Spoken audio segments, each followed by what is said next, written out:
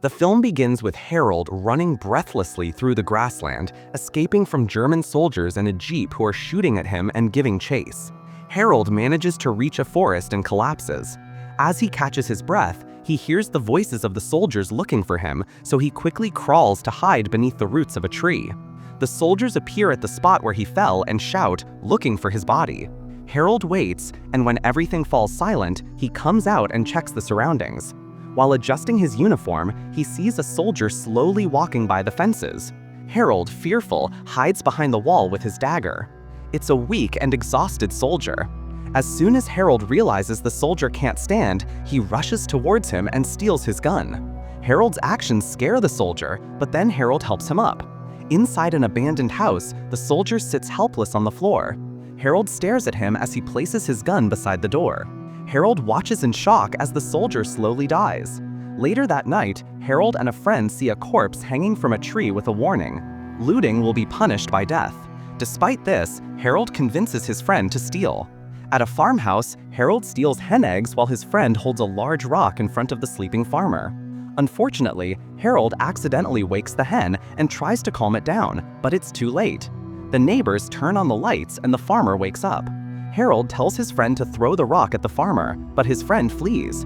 The farmer shouts to his neighbor that they are thieves, but Harold quickly shoves the farmer, who crashes into the chicken coop. When he looks for his friend, the neighbors have already stabbed him to death. Harold escapes alone and trembling. The next day, he continues traveling until he finds an abandoned vehicle in a forest. Inside is a box of military uniforms. Without hesitation, Harold puts one on and eats leftover food from the basket, even pretending to be a captain. Finally, Freitag calls him. Harold nervously watches Freitag approach him, then suddenly Freitag salutes Harold. As Freitag prepares to drive the vehicle, Harold grabs the gun and waits for Freitag to open the door. But before he gets in, he asks for Freitag's identification document. Harold accuses Freitag of deserting, but Freitag defends himself. Harold then returns the form and gives Freitag an apple. As soon as they get into the vehicle, Harold orders Freitag to find him an inn. During the journey, Harold discreetly takes a notebook from the bag and puts it in his pocket, then quickly throws the bag outside without Freitag seeing. At night, they finally arrive at the inn, and Harold asks Freitag to settle in. The inn's customers stare at them perplexed. Still, the innkeeper assures Harold not to take it personally, as they don't like seeing people in uniform, especially German ones. Harold speaks to the innkeeper, informing him about the situation at the front.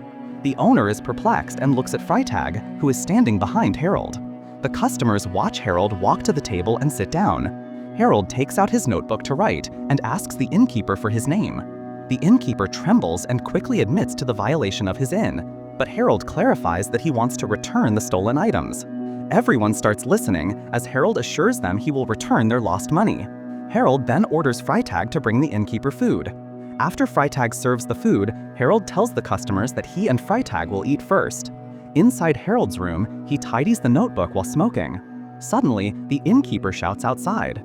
Harold looks out the window, and the innkeeper informs him that they caught a thief. Harold goes out and examines the thief. Harold walks towards the innkeeper, takes a gun from him, and shoots the thief mercilessly. Harold discusses his plans for tomorrow with Freitag. The next day, Harold and Freitag head to the farmhouse. Harold and Freitag find deserters inside the farmhouse, who quickly point their guns at them. But Harold shouts. When they lower their weapons, Harold orders Freitag to collect their marching orders to return to them. When Harold receives them, Kopinski explains that they were separated from their unit. Harold listens, but then an older woman interrupts, which annoys Kopinski, and he hits her. Harold sits at the table, and the deserters want to join him, so Harold accepts and gives them a mission. At the table, Harold toasts with his newly created military name, Task Force Harold, TFH. Inside the farmhouse, TFH prepares for their departure, while Kopinski asks Harold about their apparent mission. While cooking food in the forest, two soldiers approach. Harold gets out of his vehicle and allies with the two. On the way to the mission area, Kopinski impatiently asks Harold where they are going. When Harold answers, Kopinski rushes toward him and points his gun at him. But they hear a military police vehicle approaching. TFH gets into position while Harold stays in his truck. As the military police aggressively handle them, Harold demands to speak with their correctional officer. The officer approaches him, asking for Harold's papers. But Harold explains that they are on a special mission ordered by the highest authority. The officer is skeptical and asks for his documents again. But before Harold gives the officer the paper, he also asks for his form. The officer is speechless and allows them to pass, towing their vehicle to take them to labor camp 2. As they arrive near the camp, Captain Junker joins them. Inside the vehicle, Captain Junker threatens Harold's false identity. As they arrive at labor camp 2, Captain Junker invites Harold for a drink. While waiting for gasoline, as they walk, Captain Junker discusses prison life in the labor camps. In the barn, Harold throws a drink at Captain Junker when suddenly, Shoot walks in. Captain Junker introduces Harold, mentioning Harold's special mission behind the front. Harold shares the successful mission to convince them. Captain Junker reminds Harold not to show clemency for the inmates who have escaped, and not to allow them to fall into enemy hands, and Harold agrees. Captain Junker and Shoot share their dilemma with the prisoners, persuading Harold to take responsibility. But before Harold accepts the deal, he tells Captain Junker and Shoot to take care of his men while he deals with the prisoners.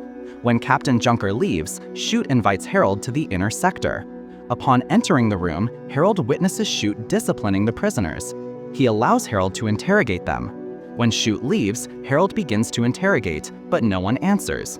When Kopinski asks the prisoners about their crime, one finally answers.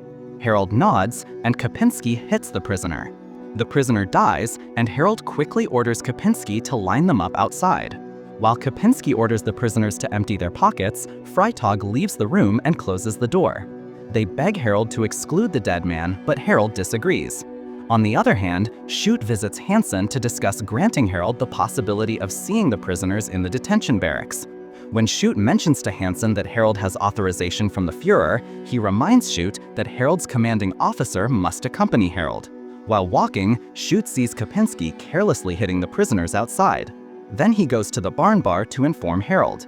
After Harold greets his entry, Shoot calls Brockhoff and orders him to dig a ditch for the dead prisoners.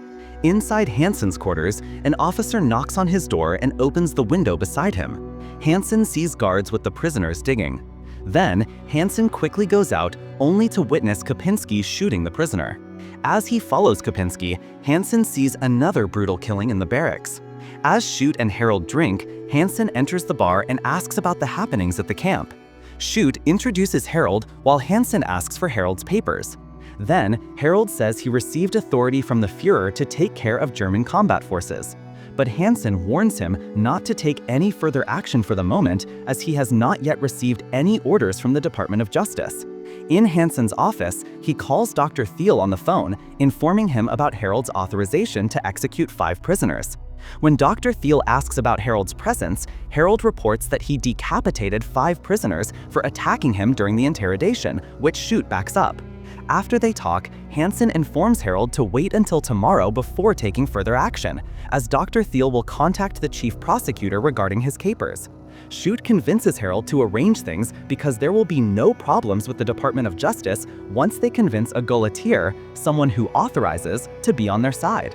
While Shoot talks to the Gauleiter in his quarters, Harold listens quietly. When Hansen feels that Harold and Shoot are watching him through the window, he gets up. Then, Shoot answers the call from the Gauleiter as he successfully grants Harold permission to talk to Dr. Thiel. Harold looks at Hansen first, then speaks to Dr. Thiel. While Harold tells Shoot that Dr. Thiel would verify with the Gestapo, contact the prosecutor, and then inform Hansen. Shoot quickly opens the window to annoy Hansen. In just a minute, Hansen receives a call that the Gestapo grants Harold the proper authority. Inside the inner sector, Shoot orders the prisoners to form into groups of 30 and march them while singing. Hansen gives Harold a hard look before entering his barracks, and then Harold walks to a vehicle along with Shoot. As all the prisoners line up at the ditch, the army prepares. Harold and Shoot stand before them, watching as all the prisoners shed blood as the autocannon fires. When Shoot sees that some prisoners are still alive, he quickly orders the soldiers to shoot them all. While Harold watches his people shoot, the military approaches him and informs him about Harold's illegal actions. After the genocide, everyone finishes eating and goes back to work. They continue shooting the dead prisoners while someone suggests going to the ditch and checking if they are all still alive. Then, Harold orders Freitag to do so. On the other hand, Hansen complains through a call to Dr. Thiel about Harold's improper disposal of the prisoners. As they talk, Hansen and the soldier hear unpleasant noises from outside. After the call, Hansen looks through a window and shouts at the soldiers for wanting peace and order. Then he leaves the barracks to make a report. When the party begins, Harold joins Schutt and his wife at the table, then turns his head toward the comedian beside him. As the comedians continue to perform, everyone enjoys the celebrations and sing. Then, Schutt suddenly gives his speech about Harold and calls him to take his turn. As soon as Harold finishes his speech, the two soldiers end up fighting. The party continues. Harold invites two artists to join them. As they throw their drinks, the soldiers behind them watch their comrade fight. While Roger continues talking, Schutt suddenly grabs his neck after hearing this statement. The celebration turns into chaos.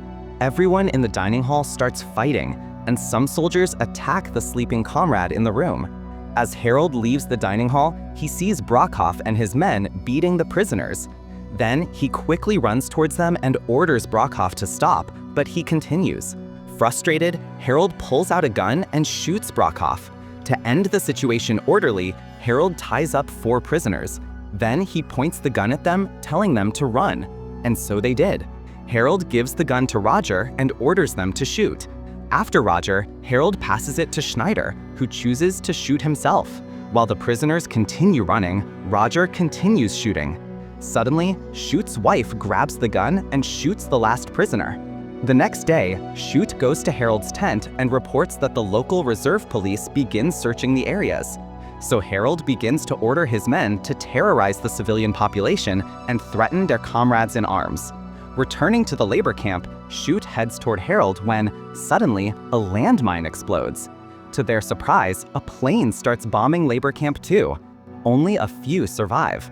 Then, Harold promotes Freitag and Kipinski to the rank of corporal, while the others become sergeants. Only the Camp Kit brick post remains at labor camp 2, and then the rest is a field. Traveling in a military vehicle with a truck called the Herald Express Tribunal, Harold and his men stop in front of the building. When he sees an older man coming out the door, he yells at him and calls him a traitor. Then his men catch him and shoot. Harold introduces himself as the head of the special detachment in the Herald Express Tribunal to the people and gives his speech to protect their homeland with his law and order. Outside the Hotel Iranian, the Herald Express Tribunal tries to steal things from people walking by, while Harold is accompanied inside the hotel. When Erica enters, she catches Harold's attention. When Harold is about to offer his hand to Erica for a dance, Kipinski quickly gets her. To his dismay, Harold orders his men to invade the room where Kipinski and Erica are staying, then joins Erica in her bed while Kipinski faces his punishment. In court, Harold accuses Kipinski of looting, robbery, and high treason. Then he tells everyone inside the court that he disgraced his attire. The Herald Express Tribunal finds him guilty and sentences him to death. They take Kipinski out of the hotel while the soldiers remove his clothes. Without further ado, Harold orders his men to shoot. Returning to the hotel, Harold and his men throw a party. Women begin to dance sexually in front of them while the men watch. The next day, the military police invade the hotel. They arrest everyone, including Harold.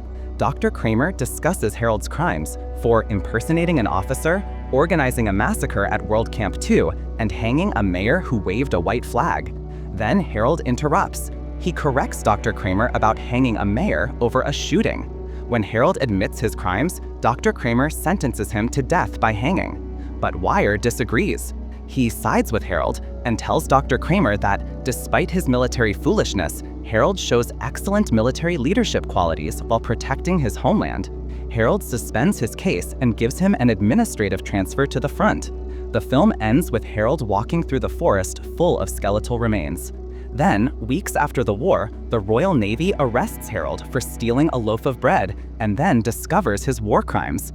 And a year later, the Allied forces execute Harold and 6 of his accomplices and sentences him to death. Harold is only 21 years old.